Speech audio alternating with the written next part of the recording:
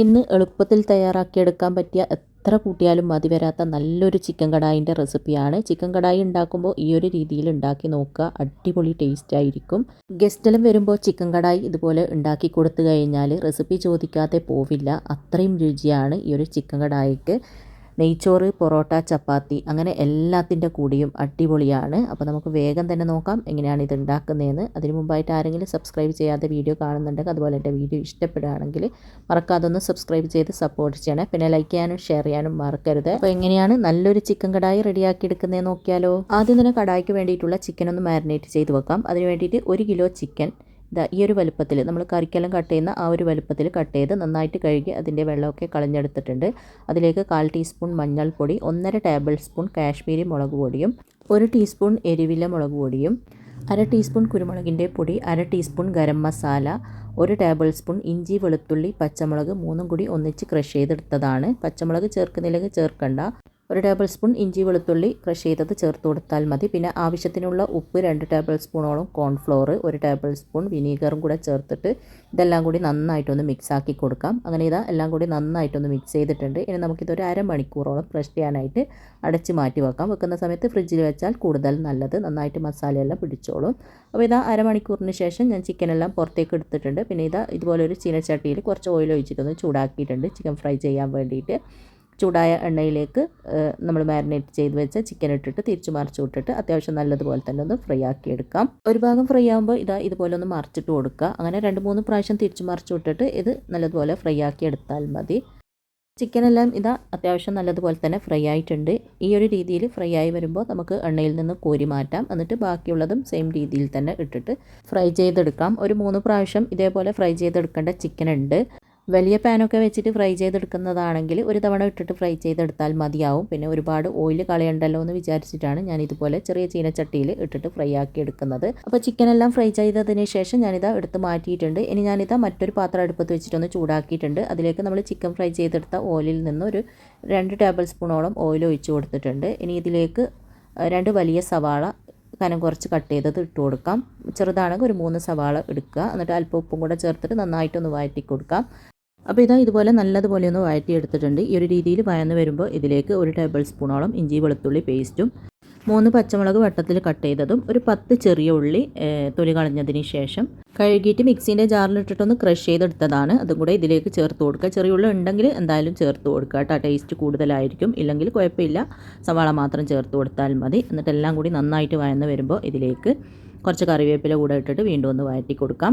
അപ്പോൾ കറിവേപ്പില കൂടെ ഇട്ടിട്ട് ഒന്ന് വഴറ്റിയതിന് ശേഷം ഇതിലേക്ക് ഒരു മീഡിയം സൈസിലുള്ള തക്കാളി ചെറുതായിട്ട് കട്ട് ചെയ്തതും കൂടെ ചേർത്തിട്ട് വീണ്ടും ഒന്ന് വഴറ്റി കൊടുക്കാം. എന്നിട്ട് ഒരു 2-3 മിനിറ്റോളം ചെറിയ തീയിലൊന്ന് അടച്ച് വെക്കുക. തക്കാളി നന്നായിട്ട് വെന്തിട്ട് സോഫ്റ്റ് ആവാൻ വേണ്ടിയിട്ട്.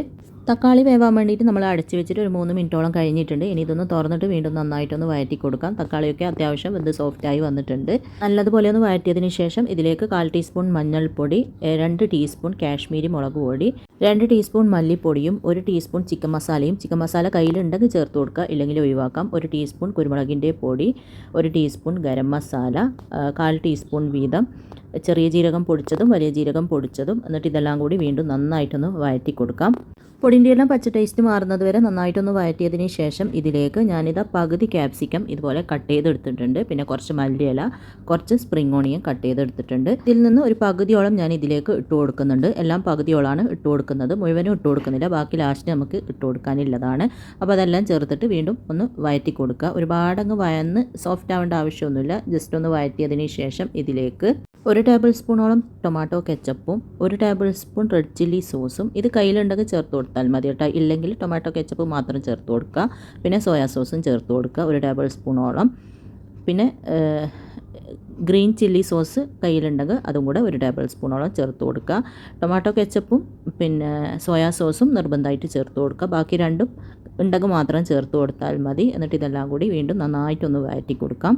അപ്പോൾ ഇതുപോലെ നന്നായിട്ട് വഴറ്റിയതിന് ശേഷം ഒരു 15 to 20 അണ്ടിപ്പരിപ്പ് അരമണിക്കൂറോളം വെള്ളത്തിൽ കുതിർത്തി വെക്കുക. അതിനുശേഷം മിക്സിൻ്റെ ജാറിലിട്ടിട്ട് ഒന്ന് അരച്ചെടുത്തതാണിത്. അത് ഒഴിച്ചു കൊടുക്കാം.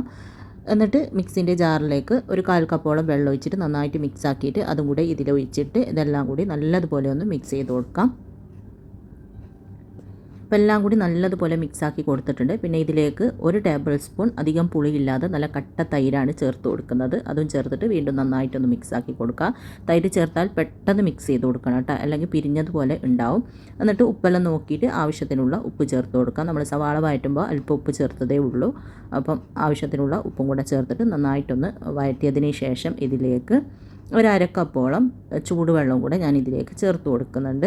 ചൂടുവെള്ളം തന്നെ ഈ ഒരു സമയത്ത് ചേർത്ത് കൊടുക്കുക കേട്ടോ. പച്ചവെള്ളം ചേർത്ത് കഴിഞ്ഞാൽ കറിൻ്റെ ആ ഒരു ടേസ്റ്റ് എല്ലാം മാറിപ്പോവും. അതുകൊണ്ട് ചൂടുവെള്ളം കൂടെ ചേർത്തിട്ട് നന്നായിട്ട് മിക്സ് ചെയ്തിട്ട് ഇതൊന്ന് അടച്ച് വെച്ചിട്ട് നല്ലതുപോലെ ഒന്ന് തിളപ്പിക്കാം. അപ്പോൾ ഇത് എല്ലാം കൂടി നന്നായിട്ട് തിളക്കാൻ തുടങ്ങിയിട്ടുണ്ട്. ഇനി തുറന്നിട്ട് നന്നായിട്ടൊന്ന് മിക്സ് ചെയ്ത് കൊടുക്കുക.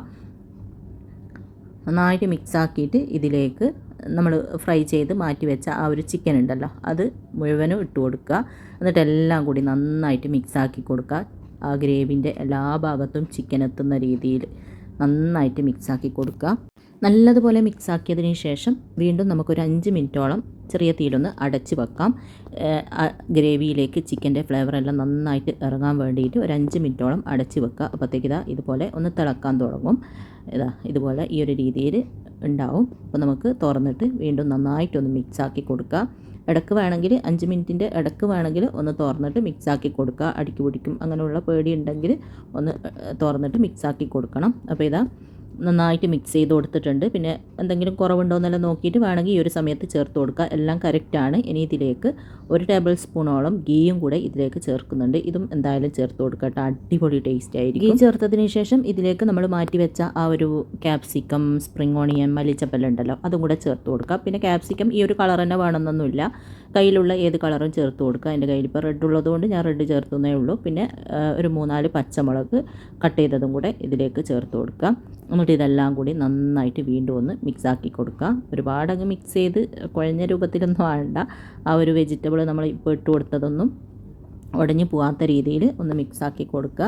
അങ്ങനെ നല്ല ടേസ്റ്റി ആയിട്ടുള്ള ചിക്കൻ കടായി ഇവിടെ റെഡി ആയിട്ടുണ്ട് കേട്ടോ. ഇനി അടുപ്പ് ഓഫ് ആക്കിയതിന് ശേഷം ഒരു 10 മിനിറ്റോ അല്ലെങ്കിൽ ഒരു 5 മിനിറ്റോ അടച്ച് വെക്കുക.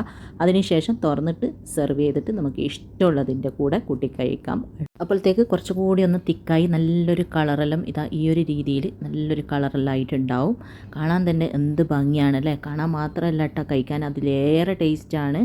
എല്ലാവരും ഉണ്ടാക്കി നോക്കുക, എല്ലാവർക്കും ഇഷ്ടമാവും. പിന്നെ നെയ്ച്ചോറ്, ചപ്പാത്തി, പൊറോട്ടൻ്റെ കൂടെയെല്ലാം അടിപൊളിയാണ്.